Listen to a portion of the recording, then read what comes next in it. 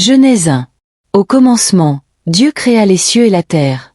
La terre était sans forme et vide, et les ténèbres étaient à la surface de l'abîme. Et l'Esprit de Dieu se mouvait au-dessus des eaux. Dieu dit, que la lumière soit. Et la lumière fut. Dieu vit que la lumière était bonne, et Dieu sépara la lumière d'avec les ténèbres. Il appela la lumière jour, et les ténèbres il les appela nuit. Il y eut un soir, et il y eut un matin, ce fut le premier jour. Dieu dit, qu'il y ait un ciel au milieu des eaux, et qu'il sépare les eaux d'avec les eaux. Dieu fit le ciel, et il sépara les eaux qui étaient au-dessous du ciel d'avec les eaux qui étaient au-dessus du ciel. Et cela fut ainsi. Dieu appela le ciel ciel.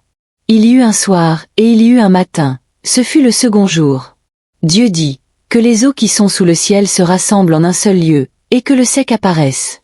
Et cela fut ainsi. Dieu appela le sec terre, et l'amas des eaux il l'appela mer. Dieu vit que cela était bon. Puis Dieu dit, que la terre produise de l'herbe, des plantes portant des semences, des arbres fruitiers donnant du fruit selon leur espèce, dont les semences soient en eux, sur la terre. Et cela fut ainsi. La terre produisit de l'herbe, des plantes portant des semences selon leur espèce, et des arbres donnant du fruit, dont les semences étaient en eux, selon leur espèce. Dieu vit que cela était bon. Il y eut un soir, et il y eut un matin, ce fut le troisième jour. Dieu dit, qu'il y ait des luminaires dans le ciel pour séparer le jour d'avec la nuit, qu'ils servent de signes pour marquer les époques, les jours et les années, et qu'ils servent de luminaires dans le ciel pour éclairer la terre. Et cela fut ainsi. Dieu fit les deux grands luminaires, le plus grand luminaire pour présider au jour, et le plus petit luminaire pour présider à la nuit. Il fit aussi les étoiles. Dieu les plaça dans le ciel pour éclairer la terre, pour présider au jour et à la nuit, et pour séparer la lumière d'avec les ténèbres. Dieu vit que cela était bon. Il y eut un soir, et il y eut un matin, ce fut le quatrième jour. Dieu dit, que les eaux produisent des êtres vivants, et que les oiseaux volent au-dessus de la terre, devant le ciel du ciel. Dieu créa les grands poissons marins et tous les êtres vivants qui se meuvent dans les eaux, selon leur espèce, et tous les oiseaux selon leur espèce. Dieu vit que cela était bon. Dieu les bénit, en disant, soyez féconds, multipliez-vous, et remplissez les eaux des mers, et que les oiseaux se multiplient sur la terre.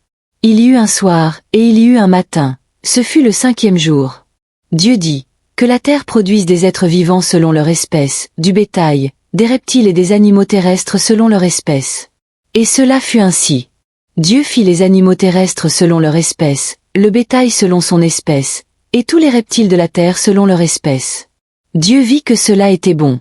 Puis Dieu dit, faisons l'homme à notre image, selon notre ressemblance, qu'il domine sur les poissons de la mer, sur les oiseaux du ciel, sur le bétail, sur toute la terre, et sur tous les reptiles qui rampent sur la terre. Dieu créa l'homme à son image, il le créa à l'image de Dieu, il créa l'homme et la femme. Dieu les bénit, et Dieu leur dit, soyez féconds, multipliez-vous, remplissez la terre, et assujettissez-la. Dominez sur les poissons de la mer, sur les oiseaux du ciel, et sur tout animal qui se meut sur la terre. Dieu dit, voici, je vous donne toute herbe portant semence qui est sur la surface de toute la terre, et tout arbre qui a en lui un fruit d'arbre portant semence, ce sera votre nourriture. Et à tout animal de la terre, et à tous les oiseaux du ciel, et à tout ce qui se meut sur la terre, et qui a en soi une âme vivante, je donne toute herbe verte pour nourriture. Et cela fut ainsi. Dieu vit tout ce qu'il avait fait, et voici, cela était très bon. Il y eut un soir, et il y eut un matin, ce fut le sixième jour. Ainsi les cieux et la terre furent achevés, et toute leur armée. Dieu eut achevé son œuvre le septième jour, et il se reposa le septième jour de toute son œuvre qu'il avait faite. Et Dieu bénit le septième jour, et le sanctifia, parce qu'en ce jour il se reposa de toute son œuvre qu'il avait créée et faite.